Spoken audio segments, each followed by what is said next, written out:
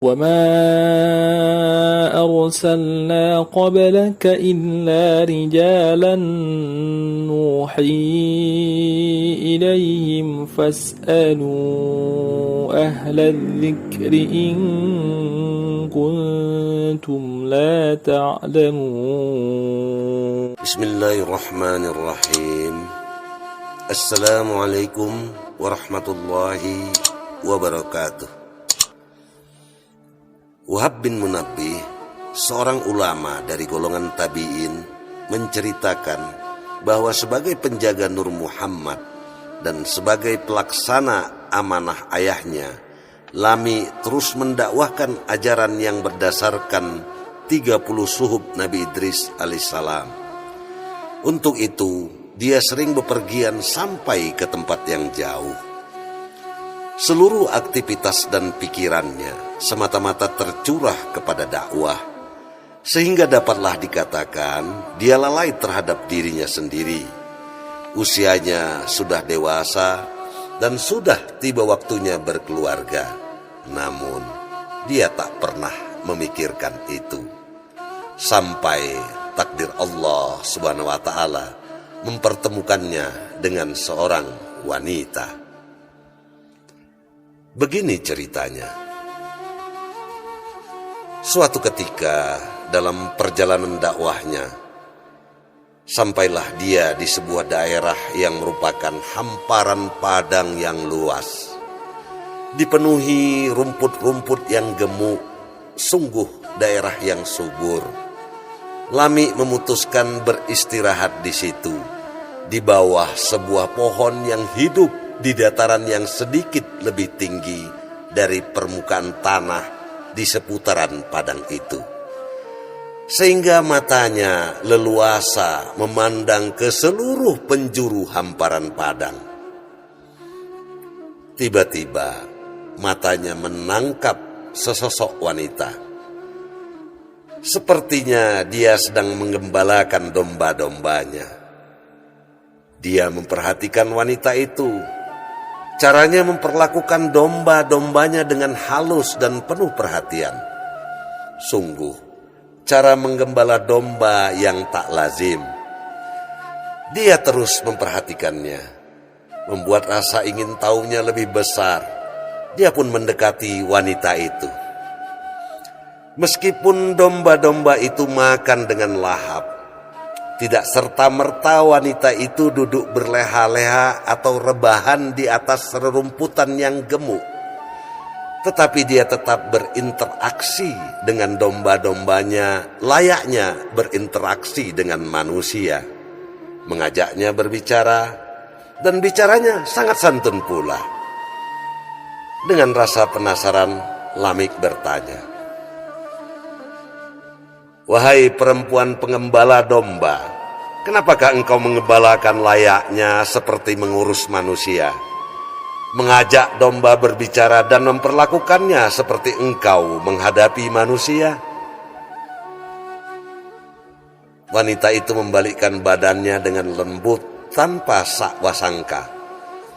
Lamik melihat wajah yang rupawan dengan senyum yang tulus dan sorot mata yang jujur. "Bukankah domba-domba ini juga makhluk Allah?" jawabnya. "Siapakah Tuan? Tuan bukanlah salah seorang dari kaum kami. Bukan saja saya tidak pernah melihat Tuan, tetapi juga bentuk tubuh Tuan yang begitu besar menunjukkan Tuan bukanlah dari kaum kami. Karena itu, tidak ada kaum kami yang memiliki tubuh sebesar Tuan." Subhanallah, sungguh engkau wanita yang memegang kuat tauhid. Aku adalah seorang musafir yang kebetulan melintas. Saat aku beristirahat di bawah pohon itu, aku melihatmu mengembala domba dengan cara tak biasa, sehingga aku tertarik menghampirimu. Maafkan jika kedatanganku ini membuat engkau tidak nyaman." "Wahai sang musafir, bukankah kita sesama makhluk Allah, hidup di bumi yang sama ciptaan Allah? Bagaimana aku tidak merasa nyaman?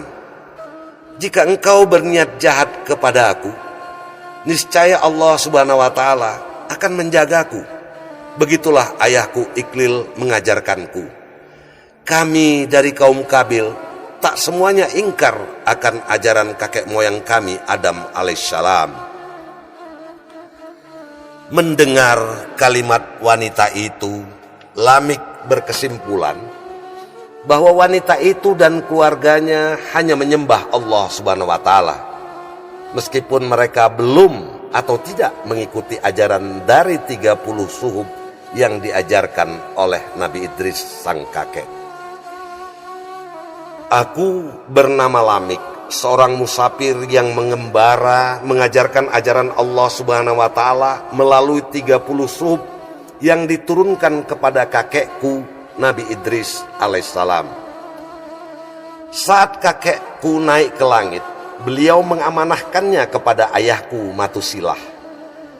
Menjelang ayahku wafat, ayahku mengamanahkannya kepada aku untuk menyuruh manusia agar menyembah Tuhan yang Maha Esa. Dialah Allah Azza wa Jalla. Lamik terdiam sebentar, berharap respon dari wanita itu. Tetapi wanita itu hanya diam dan mendengar, sehingga Lamik melanjutkan. Aku tak menyangka hari ini aku bertemu dengan cucu moyangku Qabil. Subhanallah, peristiwa tragis yang memisahkan kedua kaum dalam kurun waktu yang lama tanpa sengaja dipertemukan di sebuah padang rumput yang subur ini. Siapa namamu, wahai adikku? Painusah binti Iqlil, keturunan Qabil anak Adam, jawab wanita itu. Lamik melanjutkan pertanyaannya. Apakah engkau mempunyai suami? Painusah menjawab, tidak. Lamik tertawa, nada tawanya sumbang seperti menertawakan dirinya sendiri. Lalu dia berkata kepadanya, tentu saja kau belum mempunyai suami, karena engkau masih kecil. Seandainya engkau telah baligh, tentu aku akan memintamu untuk menikah denganku.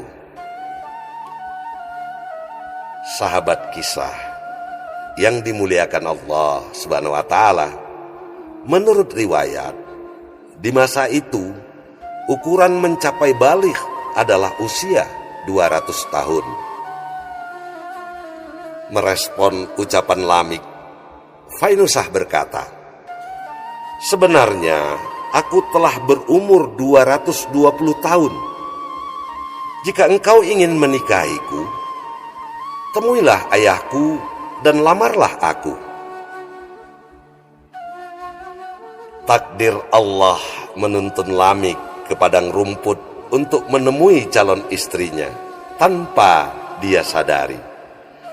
Begitulah takdir Allah Subhanahu wa Ta'ala berjalan tanpa disadari manusia, makhluknya, karena sesungguhnya manusia itu pada dasarnya tidak kuasa atas dirinya, namun sering mengingkarinya, kerap menganggap apa yang dicapainya adalah semata-mata karena dirinya sendiri. Lamik memahami bahwa Allah Subhanahu wa Ta'ala telah menuntunnya ke hamparan padang rumput itu untuk menjemput jodohnya yang sepadan dengannya. Karena itu tak hentinya dia mengucap syukur kepada Allah Subhanahu wa Ta'ala dalam setiap ayunan langkah menuju rumah ayah dari Painusah. Sahabat kisah yang dimuliakan Allah Subhanahu wa Ta'ala, tentang jodoh Allah Subhanahu wa Ta'ala memberikan petunjuk dalam Al-Quran surah An-Nur ayat 26. Al-khabithatu lil-khabithina wal-khabithuna lil-khabithat wat-tayyibatu lit-tayyibina wat-tayyibuna lit-tayyibat ulaika mubarra'una mimma yaqulun lahum maghfiratun wa rizqun karim.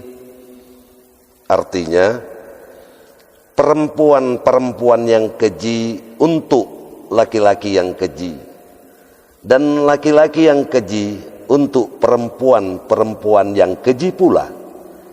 Sedangkan perempuan-perempuan yang baik untuk laki-laki yang baik, dan laki-laki yang baik untuk perempuan-perempuan yang baik pula. Mereka itu bersih dari apa yang dituduhkan orang. Mereka memperoleh ampunan dan rezeki yang mulia. Mari kita lanjutkan kisahnya. Setelah tiba di rumah ayah Fainusah, Lamik memperkenalkan diri dan bercerita tentang nasabnya dan amanah yang dijalankannya. Lamik mengutarakan keinginannya untuk menikahi Fainusah. Ayah Fainusah kemudian menikahkan mereka. Begitulah takdir Allah Subhanahu wa taala kembali menyatukan dua garis keluarga yang bersumber dari Nabi Adam alaihissalam setelah ribuan tahun berpisah.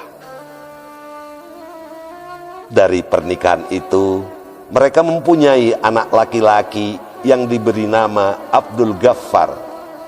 Sebagian perawi menyebutkan namanya Yashkur. Dialah Nabi Nuh alaihissalam. Wallahu a'lam bishawab. Sahabat kisah yang dimuliakan Allah Subhanahu wa taala, insyaallah kita jumpa lagi dalam episode keempat Nabi Nuh alaihissalam. Assalamualaikum warahmatullahi wabarakatuh.